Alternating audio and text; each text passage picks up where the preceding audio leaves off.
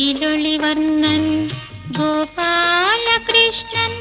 കൊടമുല്ല കൊണ്ടൊരു കൊരലാരം കെട്ടി